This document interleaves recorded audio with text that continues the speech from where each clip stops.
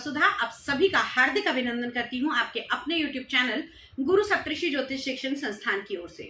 दोस्तों, आज हम बात करेंगे मासिक राशिफल। जी हाँ, मई का महीना 2023 का कैसा रहेगा तुला लगन वाले जातकों के लिए। क्या क्या रहेगी ग्रह गोचर की स्थिति, कौन कौन से होंगे विशेष राशि परिवर्तन, सभी की विवेचना करेंगे आज के इस वीडियो में। लेकिन वीडियो को अंत तक जरूर देखिएगा। साथ ही साथ बताऊंगी कुछ महा उपाय जिनको करके आप इस माह को और ज्यादा उत्तम बना सकते हैं। तो चलिए सबसे पहले शुरुआत करते हैं राशि परिवर्तन की और ग्रह गोचर की। अगर हम बात करें मई के महीने में, तो सब माह के शुरुआत में कैसी रहेगी ग्रहों की स्थिति। केतु अभी आपके लगन में यानी कि तुला राशि में गोचर कर रहे हैं। शनिदेव का गोचर चल रहा है कुंडली के पंचम भाव में। वहीं सूर्य, बुध, गुरु और राहु कुंडली के सप्तम भाव में गोचर कर रहे हैं। माह की शुरुआत में शुक्र देव रहेंगे आपकी कुंडली के अष्टम भाव में। उसके बाद में नवम भाव में मंगल का गोचर चल रहा है और चंद्रमा जो हर 2.25 दिन में अपना राशि परिवर्तन करते ही रहते हैं।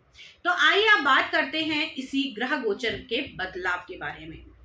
इस माह में सबसे पहले शुक्र करेंगे राशि परिवर्तन। जो अब तक चल रहे थे मीन राशि अपनी ही स्वराशि यानी कि वृषभ राशि में, यहां से निकल कर जाएंगे मिथुन राशि में आपकी कुंडली के नवम भाव में। मंगल जो अब तक नवम भाव में गोचर कर रहे थे, जाएंगे दशम भाव में कर्क राशि में और हो जाएंगे नीच के। उसके अलावा सूर्य देव करेंगे राशि परिवर्तन। अब तक उच्च के होकर मेष राशि में विराजमान थे, राहु से पीड़ित थे, लेकिन अब उनका गोचर होगा वृषभ राशि में 15 मई 2023 को और आएंगे आपकी कुंडली के अष्टम भाव के अंदर। इसके बाद में शुक्र फिर से एक बार राशि परिवर्तन करेंगे और आएंगे मीन नीच के मंगल के साथ यानी कि कर्क राशि में 30 मई 2023 को। अब ये तो है राशि परिवर्तन, लेकिन इस राशि परिवर्तन का प्रभाव क्या पड़ेगा आइए उसको जान लेते हैं। अगर मैं बात करूं तुला लगन वाले जातकों की, तो इस माह के अंदर आप लोगों के अब तक जो लगन के स्वामी अपनी ही राशि में विराजमान थे अष्टम भाव के अंदर, अब यहां से निकलकर आएंगे आपके भाग्य भाव में। हालांकि इनकी मित्र राशि है, बुध की राशि है, तो यहाँ पर आपकी हेल्थ से जुड़ी हुई जो भी समस्याएं अभी चल रही थी, कुछ अगर हम कहें मान सम्मान में कमी आ रही थी, किसी चीज का आपको किसी चीज का क्रेडिट नहीं मिल रहा था, या मेहनत करने के बाद भी आपको निराशा हासिल हो रही थी, तो उन सब से आपको निजात मिलती हुई दिखाई देगी। जो लोग किसी प्रकार की कला के क्षेत्र से जुड़े हुए हैं, उनका भी बदलाव बहुत ही शुभ रहने वाला है। अब बात करते हैं कुंडली के दूसरे भाव यानी कि आपकी कुंडली के कुटुंब के, परिवार के, आपके गले के भाव के बारे में, आपकी आंखों के भाव के बारे में, जिसके स्वामी मंगल देव होने वाले हैं नीच के और आएंगे आपके नवम भाव में। तो कहीं ना कहीं आपके काम रुक सकते हैं। आपके परिवार में आपको जो सम्मान मिलना चाहिए या आपकी बात को जो लोग फॉलो करते थे, उसमें थोड़ी सी गिरावट आती हुई दिखाई देगी। साथ ही साथ आपके भाई के साथ में रिश्ते थोड़े से डगमगा सकते हैं। अब बात करते हैं उन लोगों के लिए जो किसी प्रकार के मंगल से जुड़े हुए सेना में है, फौज में है, या फिर मैं कहूँ किसी प्रकार के ऐसे काम करते हैं जहां पर डेयरिंग नेचर चाहिए होता है, हिम्मत चाहिए होती है। उन लोगों के लिए ये जो राशि परिवर्तन होगा कुछ चुनौतियों भरा हो सकता है। हो सकता है कि आपके दूसरे भाव के स्वामी, आपकी वाणी के स्थान के स्वामी नीच के होकर भाग्य भाव में विराजमान होंगे। बनते बनते काम सिर्फ और सिर्फ आपके अपशब्द के कारण, आपकी वाणी के कारण यहां से बिगड़ सकते हैं। अब बात कर लेते हैं आपकी कुंडली के चतुर्थ भाव सुख के भाव के बारे में। चतुर्थ भाव के स्वामी अभी पंचम भाव में विराजमान है, संतान के भाव में है, तो यहाँ पर आपको संतान से भी खुशी मिल सकती है। साथ ही साथ इस समय में मकान, वाहन इत्यादि का योग बना हुआ है। साथ ही साथ प्रेम संबंधों में जो गड़बड़ाहट चल रही थी वो ठीक होगी और पेट से जुड़े हुए जो रोग जिन लोगों को हैं, उन लोगों को अपना बहुत ज्यादा ध्यान रखना पड़ेगा, क्योंकि यही पंचम भाव के स्वामी यानी कि शनि की तीसरी दृष्टि आप लोगों के राहु जो पेट के कारक हैं, पंचम भाव के जो स्थायी कारक माने जाते हैं, तो इनके ऊपर पड़ते ही आपकी पेट से जुड़ी हुई समस्याएं उभर कर वापस आ सकती हैं।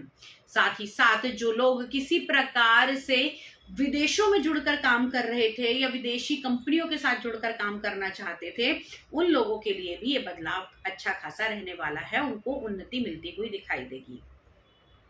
अब बात करते हैं आपके वैवाहिक संबंधों के बारे में।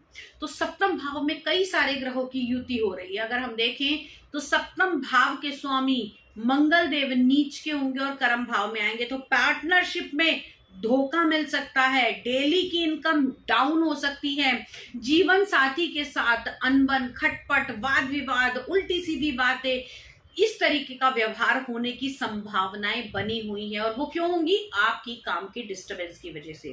कहीं ना कहीं आप अपने काम को लेकर डिस्टर्ब होंगे, जिसका सीधा साधा असर आप लोगों की वैवाहिक जिंदगी पर पड़ता हुआ दिखाई देगा। तो चीजों को बड़ा ही बैलेंस करना होगा। इस समय में मंगल के उपाय करने होंगे, मंगल के जाप आप कर सकते हैं। यदि वो भी संभव नहीं है तो घर से ऑफिस जाते समय कम से कम एक बार जूते उतार कर हनुमान चालीसा का पाठ अवश्य करें, इससे निजात मिलेगी आपको। और आने वाले महीने में, जी हाँ, 10 तारीख से लेकर 30 तारीख तक आपको बहुत ज्यादा इस समय में रिलीफ मिलता हुआ दिखाई देगा।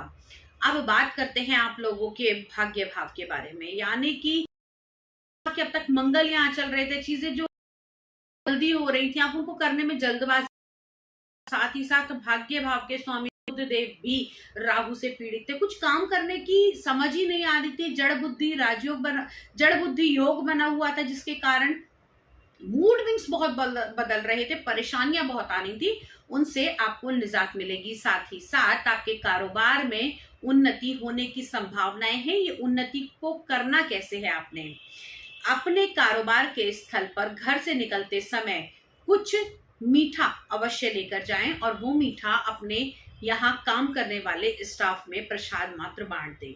ध्यान रखिएगा कि ये मीठा आपने किसी को भी भोग लगा के नहीं लेके जाना है, सीधा सीधा कोई मीठी चीज लेकर जाइए और अपने कर्मचारियों में उसको वितरित कर दीजिए। इसके अलावा लकी नंबर आप लोगों के लिए रहने वाला है नंबर 3 और लकी कलर आप लोगों के लिए रहेगा स्मोक ग्रे कलर। दोस्तों, ये तो था तुला लगन वाले जातकों का ओवरऑल आने वाला मई का महीना, लेकिन हम सबकी कुंडली अलग है, हम सबके कर्माज अलग हैं, ग्रह नक्षत्र अलग हैं।